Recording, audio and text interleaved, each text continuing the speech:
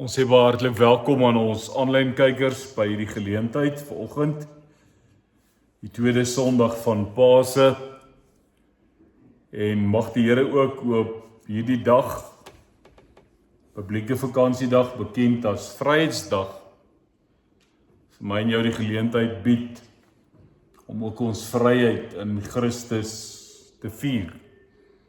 Ons wat gebonde, verkneg was, hy het ons kon vrymaak van sonde en hy is ook die opgestane Here Jesus wat in ons omstandighede by ons is en ons omstandighede verlig.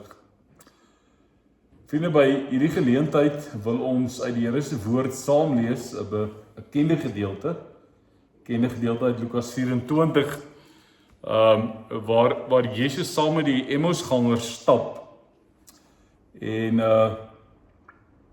ons wil iets daaruit leer oor hoe Jesus daar waar ons is, ons tegemoet kom op ons lewenspad en terselfdertyd ons ook help om ons gemoedstoestand met hom te deel en in die proses deur hom versterk te word deur sy woord en deur sy teenwoordigheid, maar ook deur die feit dat hy ons voete weer terugsit op die pad en sê, maar gaan en vertel.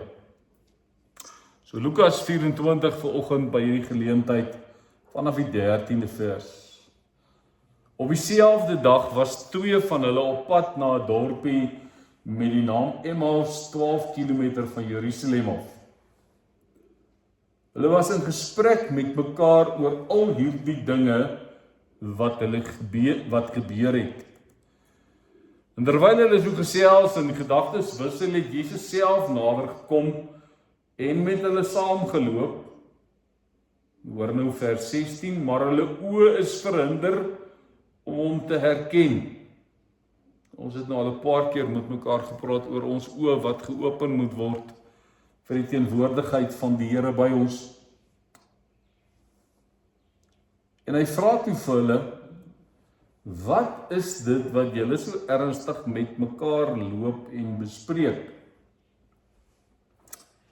Met somber gesigte gaan hulle staan en een van hulle, met die naam Kleopas, antwoord hom, is u die enigste vreemdeling in Jerusalem dat u nie weet van die dinge wat in die afgelope dae daar gebeur het nie? Hy vra vir hulle, watter dinge?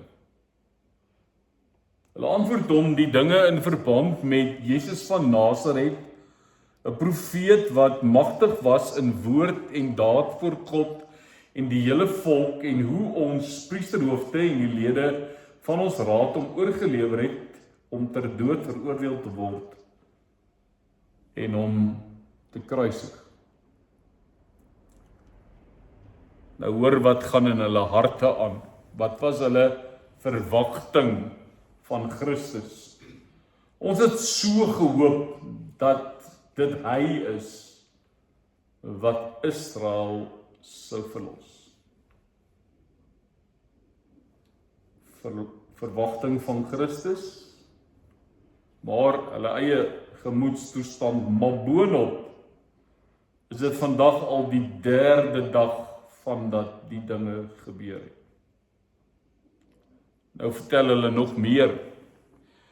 En nou het ons 'n paar vroue uit ons kring wat ons ook nog ontstel. Hulle was vanmôre vroeg by die graf en kon sy liggaam nie kry nie. Hulle het kon vertel dat hulle 'n verskyning gesien het van engele wat gesê het, hy lewe.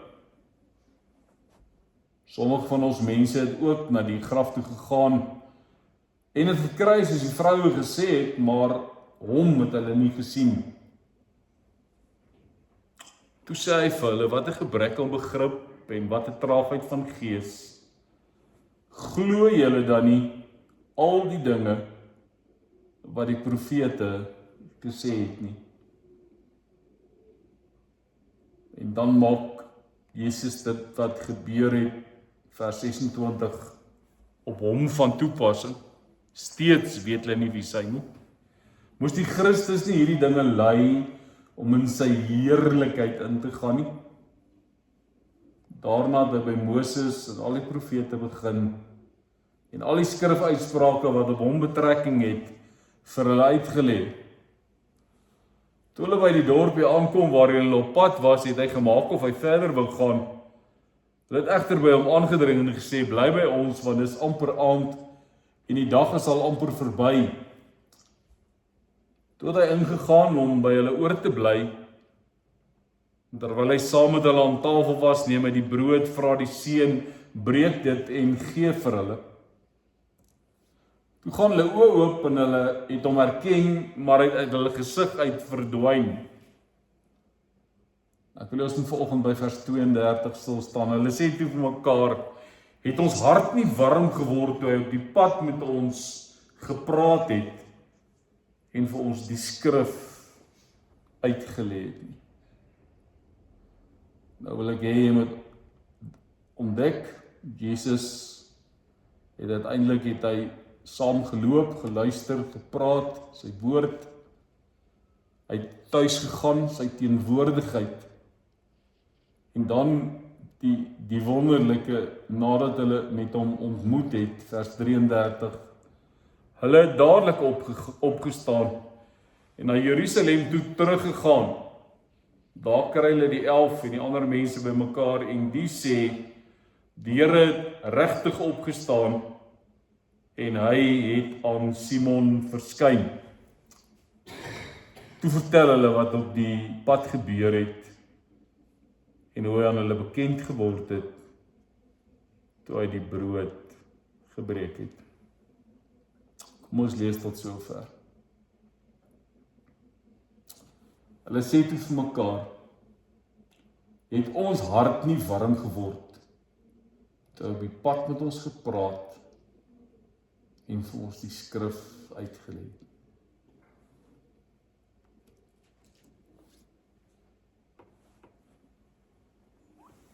Vriende, een van die aangeleenthede van menslike bestaan,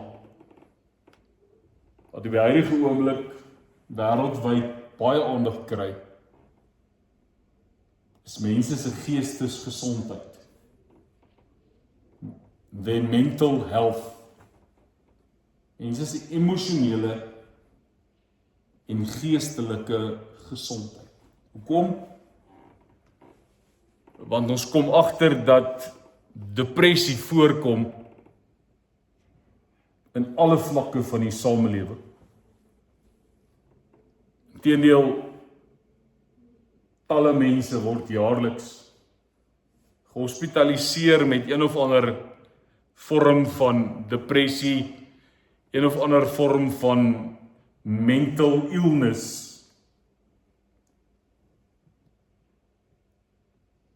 Wat vir my erger is as dit,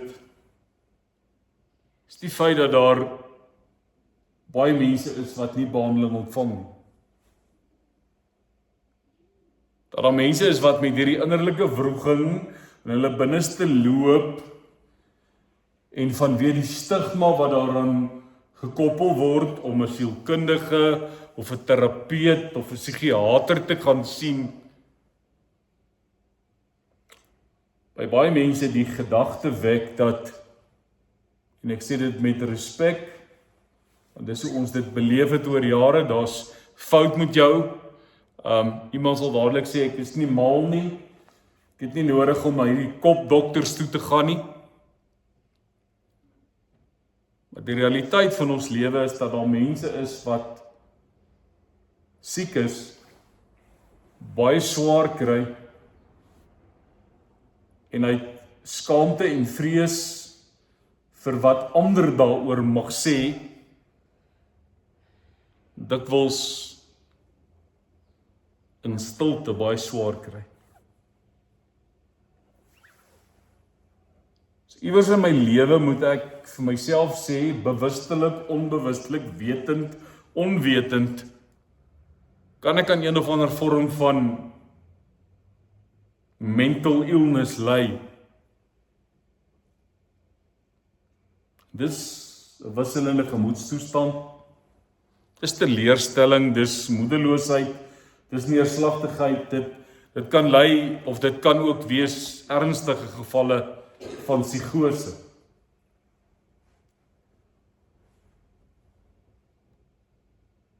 Ons sou baie maklik na die geboorte van 'n babietjie praat en sê 'n mamma het swangerskap blues.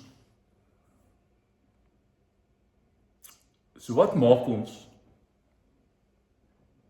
as ons dan ontdek dat ons die blues het? Dat hy ietsie binnekant dood eenvoudig net nie lekker is. Iets waarop ek my vinger kan sit nie, iets wat ek nie altyd kan verbaliseer nie. Dit voel net nie goed nie. Twee van Jesus se disippels is op pad terug van Jerusalem af na hulle tuisdorp toe. Na sy dood, moedeloos, neerslagtig, dalk depressief. Want hulle is in hulle verwagting teleurgestel. Ek wil sê vers 21, ons het gedink, sy redder van Israel. Maar met die kruisiging en die feit dat op daai stadium dit al 3 dae later was, is hierdie Messias verwagting verpletter.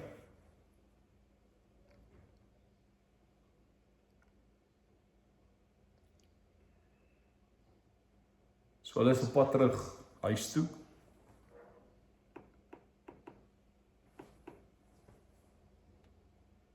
Ek dink die genade van die Emmaus gebeure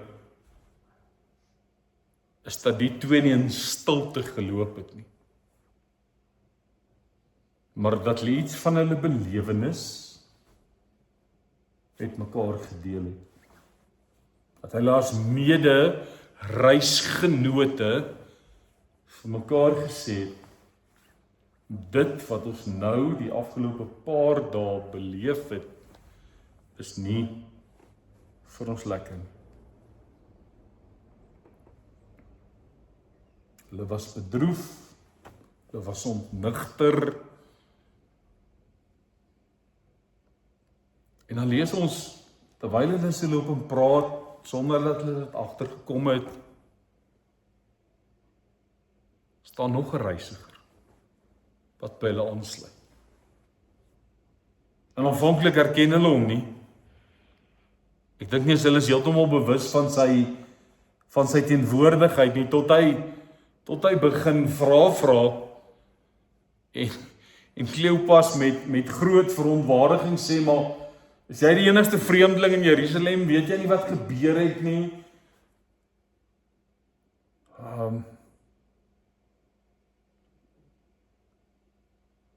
So hy help hulle. Hy help hulle deur sy teenwoordigheid om hulle gemoedstoestand te hanteer. Wat maak hy? Hy begin om vir hulle die Bybel te verduidelik. Ons lees uit by Moses en die profete begin. En hy het vir hulle alles gegee. So dalk, en ek wil hê met mooi hoor as ek dit sê, is 'n goeie plek om te begin, as dit nie goed gaan met jou gemoed nie, die Bybel, om te lees, om God toe te laat. Hoekom vra ek jy moet my asseblief daaroor mooi hoor? Vanweë die ontkenning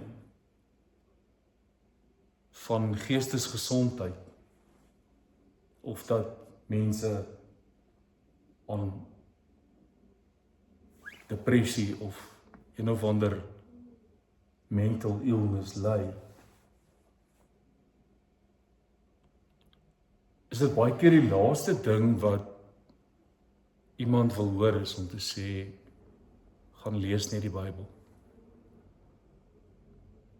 Jy sal daar jou antwoorde kry. Want so 'n mens is baie keer te moeg om op te staan. Dit is vir hulle te erg dat die son vanoggend opgekom het. Hulle sou veel eerder net in die bed wil bly lê.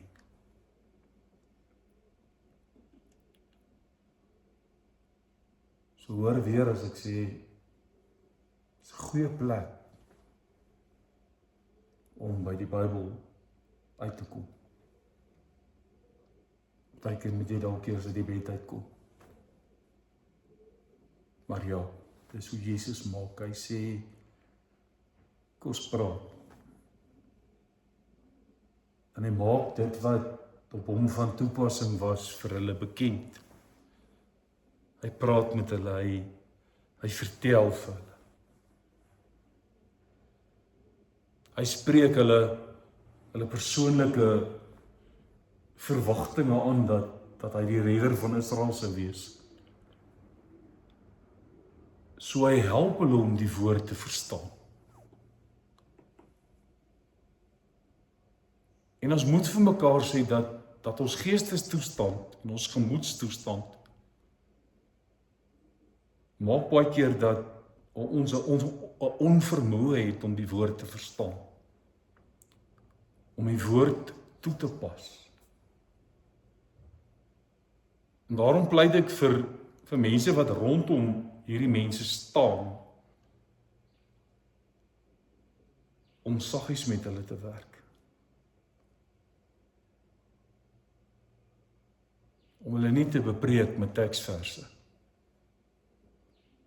wat hulle net nog slegter laat voel. En meer moedeloos nie. Ek weet as jy Jesus hier hoor wat sê, wat 'n gebrek aan kennis en insig, en jy is iemand wat aan die kant sit van 'n geestesgesondheid, dan kan dit kwaai oorkom. Daarom vra ek, be gentle.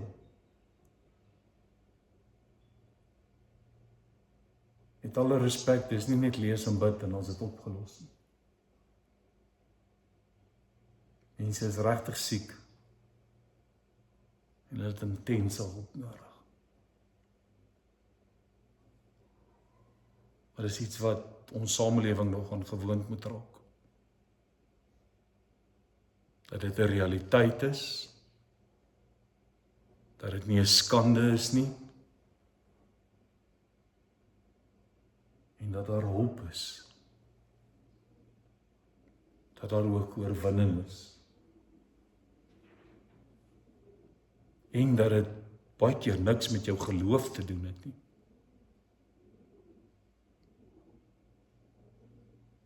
Maar dat jy bloot op 'n slegte plek in jou lewe is. So Jesus verduidelik, praat met hierdie twee hartseer disippels van hom.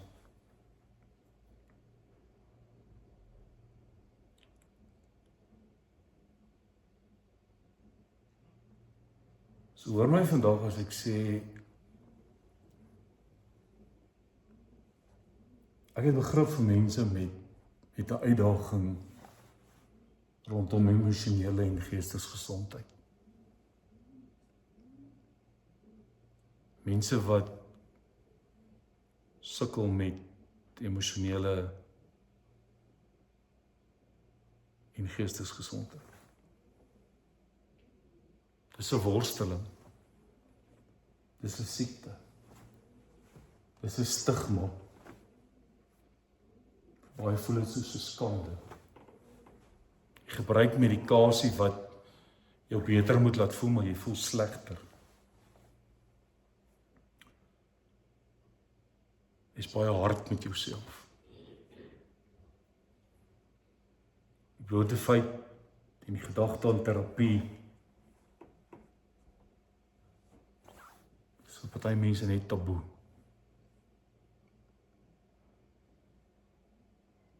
En dan sê ek weer, mense het hier oor geloofsissues ook. Want hulle al seer gekry het, wat hulle net met Bybelverse gegooi is.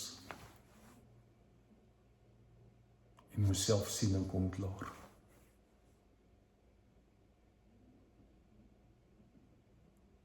So kom ons wees sensitief.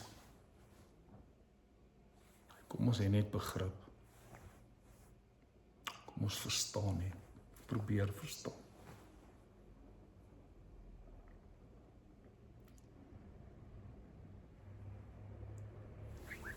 Wat moet ons uiteindelik maak wanneer dit met ons so gaan?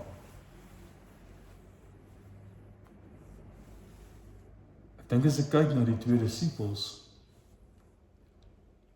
dan was hulle moedeloosheid en hulle neerslagtigheid die resultaat van die feit dat hulle op die probleem bly fokus het. Die oomblik toe Jesus kom en met hulle praat en vir hulle die dinge in perspektief begin sit en op 'n manier die fokus van hulle self afval, toe kom daar verligting. Hulle het met hulle gemoed gestoei oor die kruisiging teenoor hulle verwagtinge van Christus.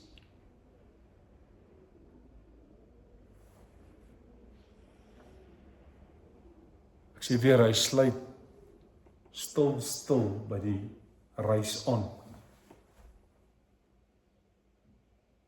Maar sy teenwoordigheid, het gesê sy woord,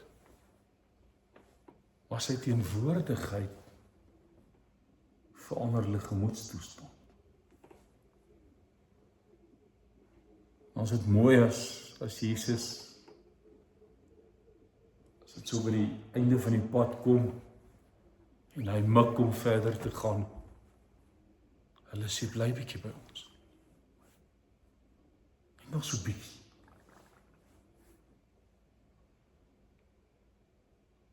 En dat hy daai versoek toestaan. En dit was een van Jesus se beste maniere van terapie.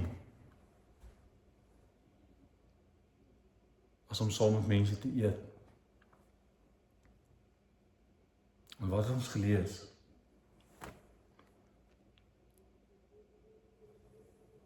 Toe hy die brood breek, toe hy bid, toe hulle herken hom. Toe besef hulle wie's by hulle.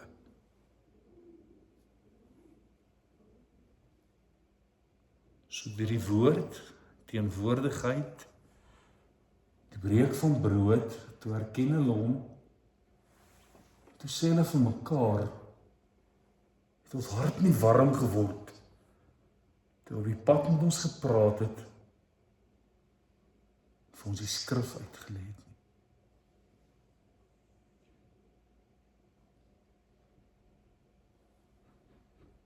So intieme gemeenskap saam met Jesus. Nou as jy gaan lees oor hoe kan jy mense help, sê hulle is partykeer net om vir iemand 'n koppie koffie te bring.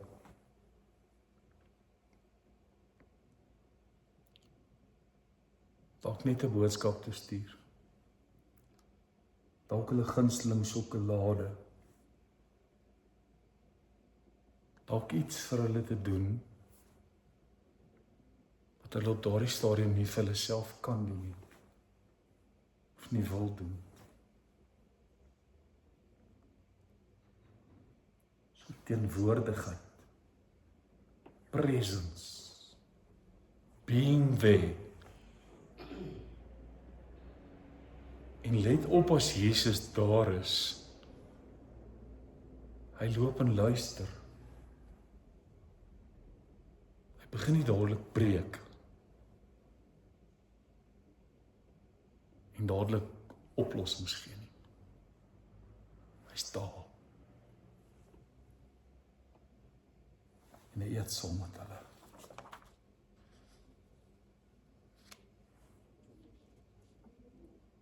As jy met mense gaan praat wat depressie het,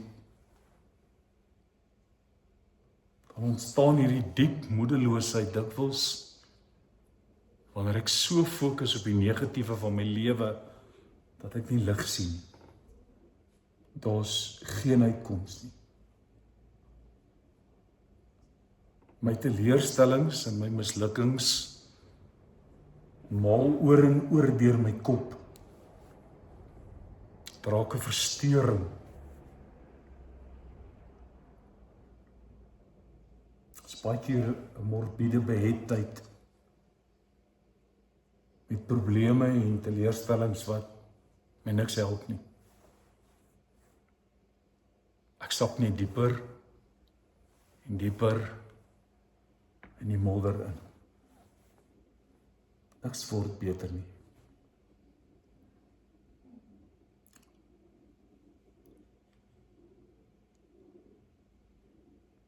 Praat met die Here daaroor.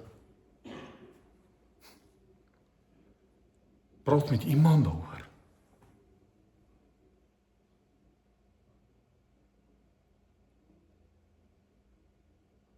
En mag die waarheid van die woord vir jou oopgaan.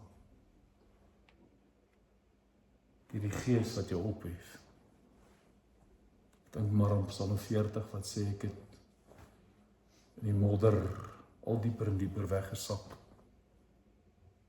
Toe die gekom en het 'n rots onder my voet gesit en ek kon vastrap. En ek kon uitklim. En ek kon sing.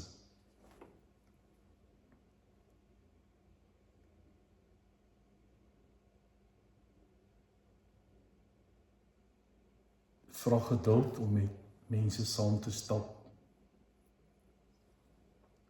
in so 'n tyd.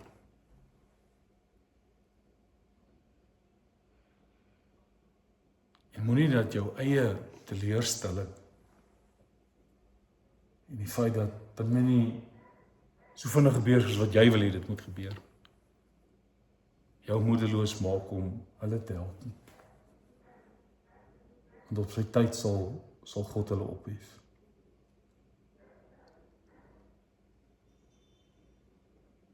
Maar dan wat belangrik is as hulle hierdie ontmoeting het, is dat hulle besluit ons gaan terug Jerusalem toe. Ons gaan nie meer na ons dorpie toe nie. Hulle gaan vertel vir die apostels. Hulle gaan sê, die Here het uit die dood opgestaan.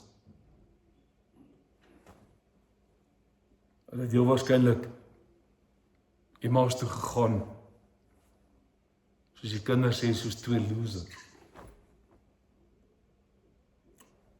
Want alles waaroor hulle bestaan gegaan het, is vernietig.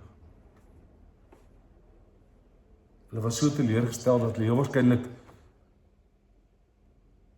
aan 'n beroep oorweeg het.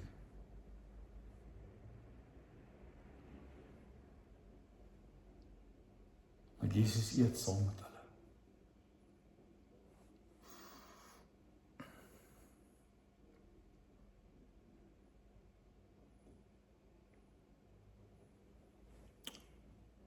En daarom pleit ek by jou vandag. Wees sensitief vir mense rondom jou. Want mense se gemoedstoestand kan hartseer wees as gevolg van hulle uiterste besorgdheid oor hulle self.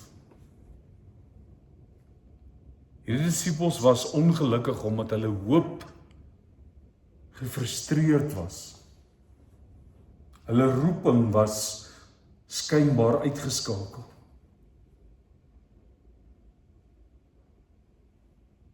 Hulle was neerslagtig, want dit wat hulle van Christus verwag het nie gerealiseer nie.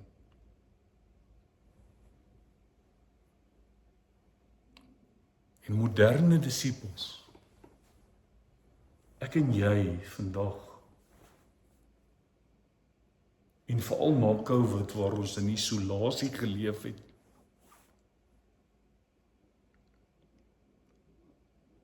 maak dat ons neerslagtigheid nog groter word as gevolg van ons na binne toe gekeerdheid. Ons is so op onsself gefokus. Ek is so besig met myself dat ek niks anders raak sien.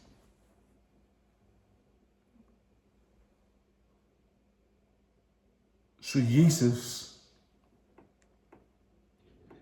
daag hierdie manne uit om by sy bediening betrokke te raak. Om ander te dien, om vir die ander te gaan sê wat hy in hulle lewe gedoen het. As jy met sielkundiges praat, dan sê hulle vir jou, ons moet mekaar help om ons gedagtes verder te laat gaan as onsself en ons eie behoeftes.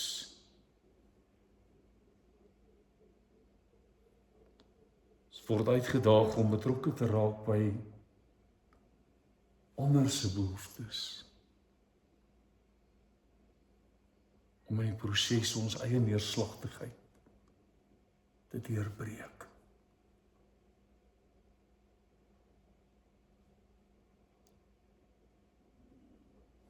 Ek en jy sit vandag hier. Is die 27ste April. Miskien het jy vandag ook probleme. Miskien is jy ook vandag gefrustreerd omdat jou drome verpletter is.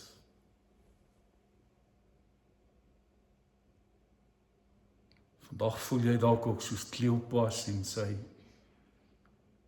vriend wat hartseer was toe hulle op pad terug is Emmaus toe.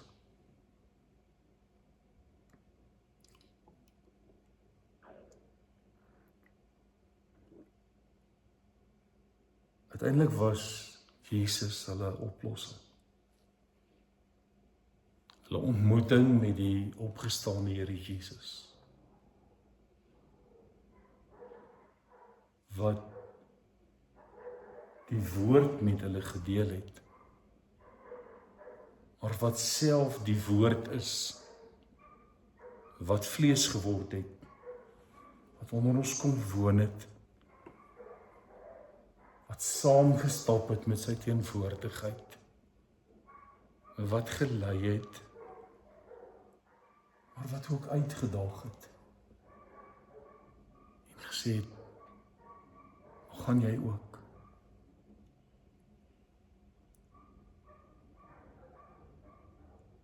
So ek nooi jou vandag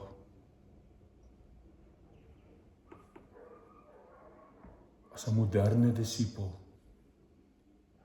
27 April 2025 met jou gemoedstoestand na Jesus toe te gaan. Dan sê ek weer, ek is bewus daarvan, dat jy sê ek het al probeer, dit het nie gewerk nie.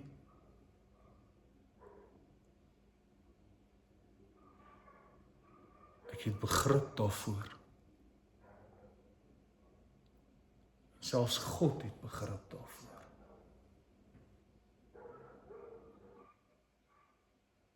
Maar hy is daar en sê, kom na my toe. Almal wat uitgeput en oorlaai is. En ek sal vir julle rus gee. En mag jy gemoedsrus kry. Mag daar rus in jou gemoed kom. Kom ek gee vir jou tyd om met die Here te praat.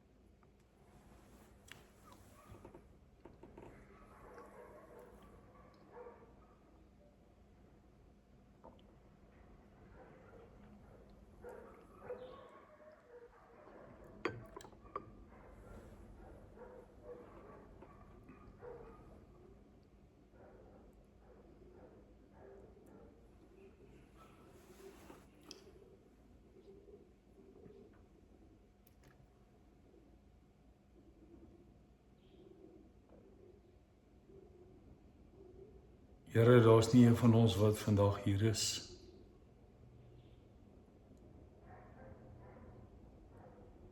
wat nog nie teleurstelling beleef het nie.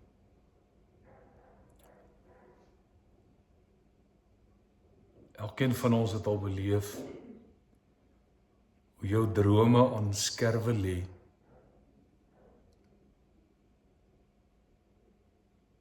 Hoe die ligkastele wat jy gebou het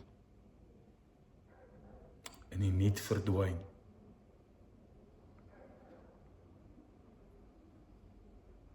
Elkeen van ons was al in die put van modder. En hoe verder ons gespartel het, hoe dieper het ons weggesak.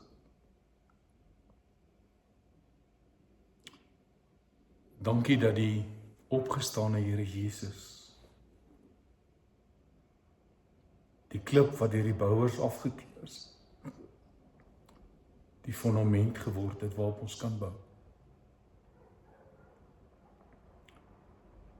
Dat telkens as ons in die put van modder wegsak, U vir ons weer vastigheid onder ons voete gee. 'n Rots om op te staan. En ons 'n nuwe lied in die mond gee. Om te sing hoe groot is ons God.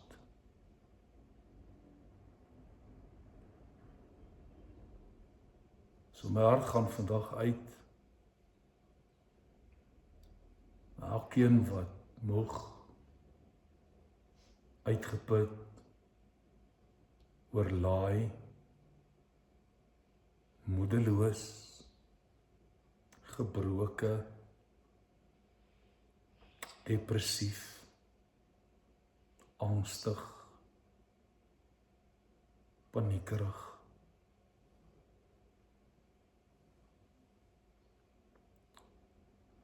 Wat vandag een of ander geestesgesondheidstoestand moet trotseer.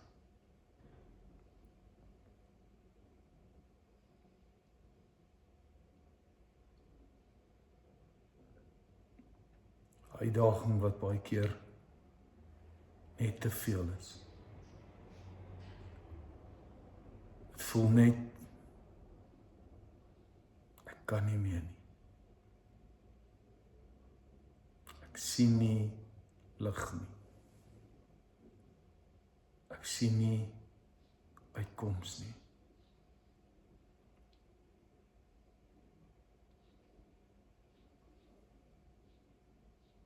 Here Jesus, ek kan net bid dat dat die stil, die reisgenoot, die mede-reisgenoot van sulke broers en susters sal wees.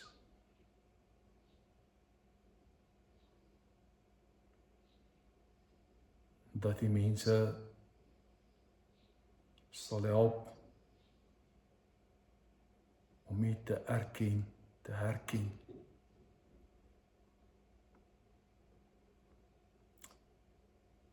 En dat daar weer warmte in hulle harte kom.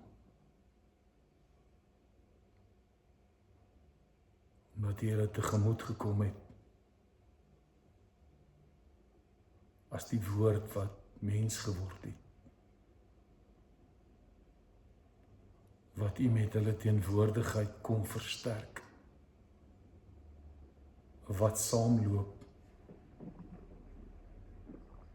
Wat onduidelikhede oplos. Wat dan uiteindelik vir ons sê, maar gaan vertel vir die ander. Gaan vertel vir mense wat ek vir jou gedoen het.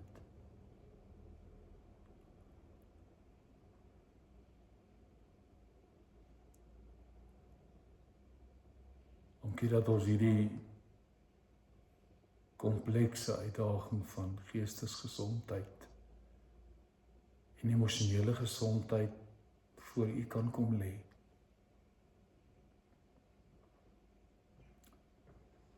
Want dit is nie altyd net drink 'n pilletjie, lees 'n bietjie Bybel, bid, ruk jouself reg en gaan aan nie. Dit word by tye 'n lewensstryd.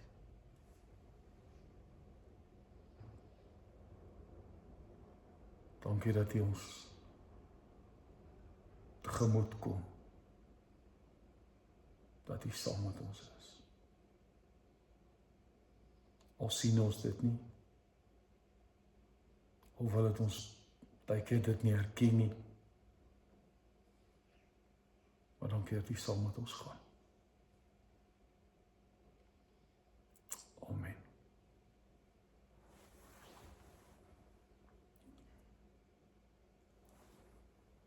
Vriende, koninkryksnuus. Meeste van julle is pensionarisse. So julle week gaan jong normaal lyk. Party ouens is môre vakansiedag. En Woensdag is 'n vakansiedag. Of Donderdag is 'n vakansiedag. Omdat ons baie vakansiedae het die skool toegemaak vir die week, so daar's so 'n weekie skoolvakansie. Die onderwysers en die kinders sê baie dankie. So dis 'n normale maandag tot Vrydag weer. Maar dan mag winkels môre toe wees en dan mag winkels Donderdag toe wees. So sterkte vir die vreemde week van 3 dae. Mag die Here regtig vir julle help en bystaan en mag dit vir julle net bewus wees van dat hy hier is.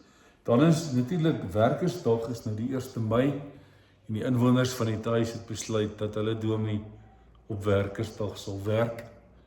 So ek is 1 Mei TV by julle by die tuis 10:00 donderdagoggend. En mag die Here vir julle ook bystaan. Ons inwoners by die tuis, wat ook hulle eie uitdagings het. Is welkom om my te kontak op my selfoon. Veral Dinsdag, Woensdag gaan ons baie sterk hiervan moet gebruik maak. Ek is in 'n belangrike vergadering vir 2 dae, so ek gaan dalk nie met jou kan praat nie. Maar stuur maar 'n WhatsApp of stuur net bel my wanneer jy kan. Ek gaan nie kan voice notes luister Dinsdag en Woensdag nie, maar verder is jy welkom.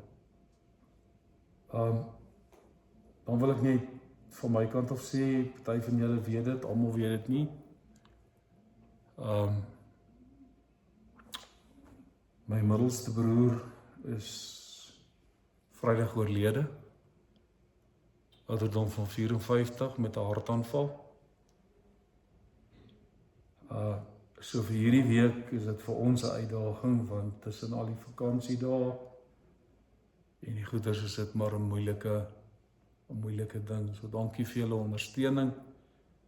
Dankie ook vir julle begrip vir ons as 'n familie. Ek het gister so ietsie op WhatsApp gesit. Lank terug was ons 5. Ons is vandag 2.